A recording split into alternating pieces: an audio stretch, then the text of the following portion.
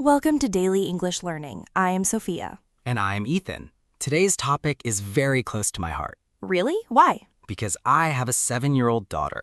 Oh, that is so sweet. So you deal with this personally. Every single parent-teacher meeting, every single time I struggle. You struggle even now? I know what I want to say in my head, but in English, it comes out all wrong. That is exactly what so many parents go through.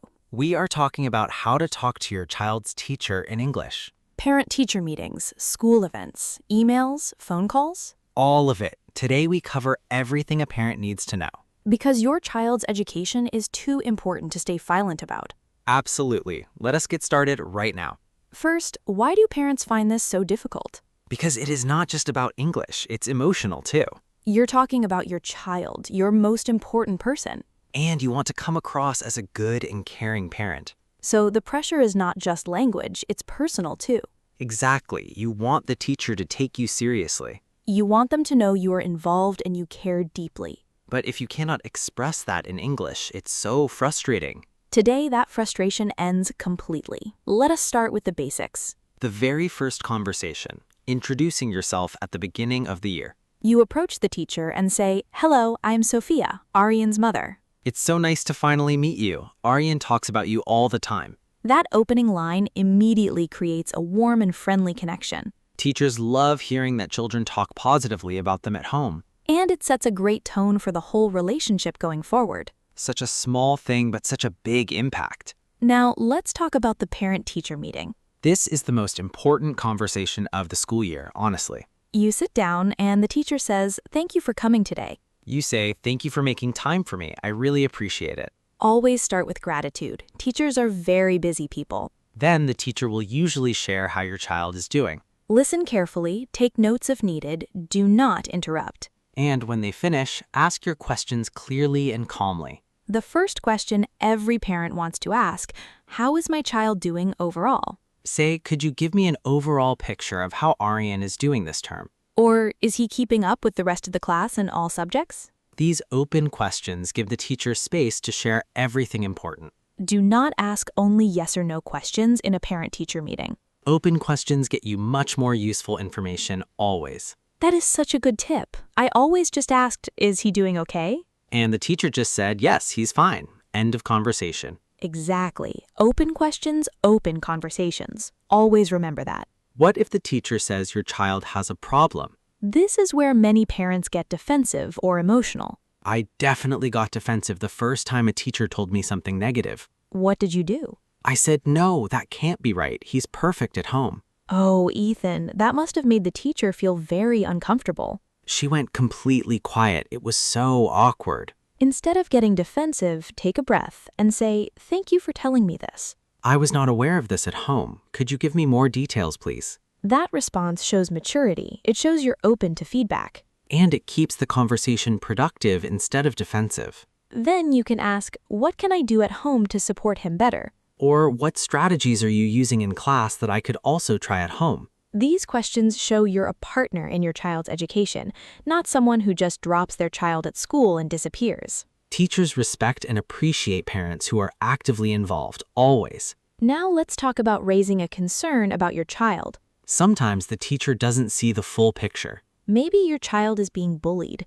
Maybe they're struggling emotionally. Or maybe they're bored because the work is too easy for them. You need to bring these things up confidently and clearly. Say, "I wanted to discuss something that has been concerning me lately. My daughter has been coming home very upset after school recently. She says some children in her class have been saying unkind things to her." I wanted to bring this to your attention so we can work together on it. Notice, she did not attack the teacher. She did not blame anyone. She simply shared what she observed and asked for collaboration. That approach always gets a better response than going in angry. Even if you're angry inside, stay calm and focused on the solution. The goal is to help your child, not to win an argument with the teacher. Keep that goal in mind throughout every difficult conversation. Now let's do a full, real-life parent-teacher conversation together. Perfect. I'll be the teacher, you be the parent. Great, let's begin. Good afternoon. Please come in and have a seat. Thank you for coming. Good afternoon. Thank you so much for meeting with me today. Of course. So I wanted to share some updates about Arian this term. Yes, please. I would love to hear how he's doing overall.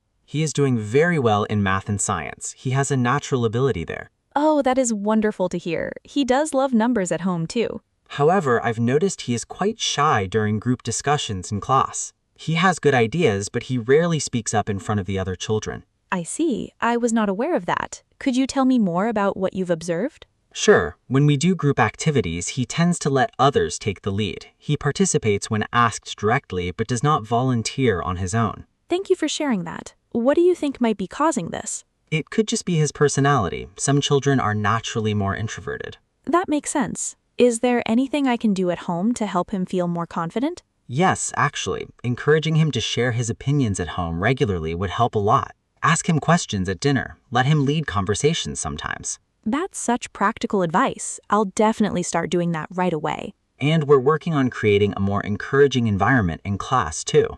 I really appreciate that. I have one more question, if that's okay. Of course, go ahead. Are there any areas where he needs extra support or practice at home? His reading comprehension could use a little more attention. Reading together for even 15 minutes a day would make a big difference.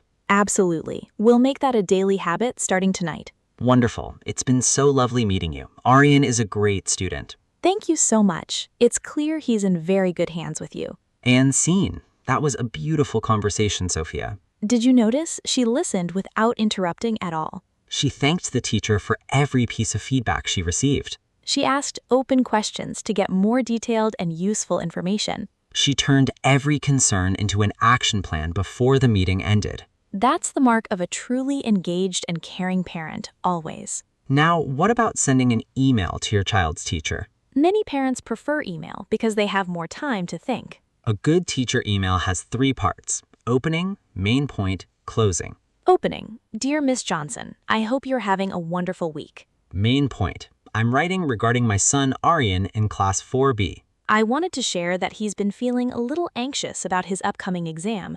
Could we find a time to discuss how I can best support him, please? Closing. Thank you so much for your time and dedication. I look forward to hearing from you. Warm regards, Sofia Ahmed. Short, clear, respectful. That's the perfect parent email always. And always use the teacher's correct name. Never just write Dear Teacher. That shows respect and that you know who you're writing to. Such a small detail, but teachers always notice it. Now let's quickly talk about some important phrases to remember.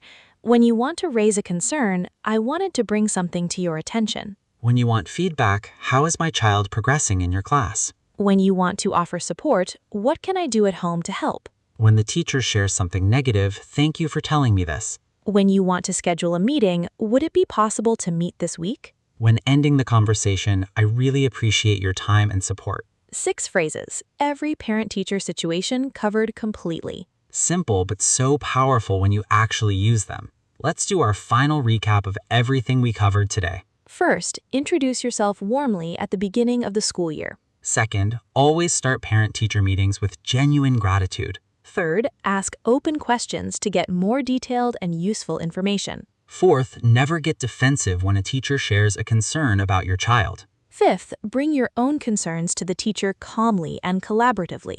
Sixth, always turn concerns into action plans before the meeting ends. Seventh, keep emails short, clear, and respectful always. And eighth, your goal is always to support your child, not to win arguments. These 8 things will make every school communication completely confident. I'm going to Aryan's school tomorrow with a completely new mindset. And a completely new set of phrases, Ethan. Both. Definitely both. Listeners, your child needs you to speak up for them. And now you have the English to do exactly that. Practice these phrases before your next parent-teacher meeting. Go in prepared, go in confident, go in ready to help your child. Drop the word teacher in the comments right now. And share this with every parent you know who needs this today. That's all for today's episode of Daily English Learning. Thank you so much for being here with us as always. See you in the next episode. Keep learning and keep growing always. Goodbye, everyone. Go be the parent your child deserves.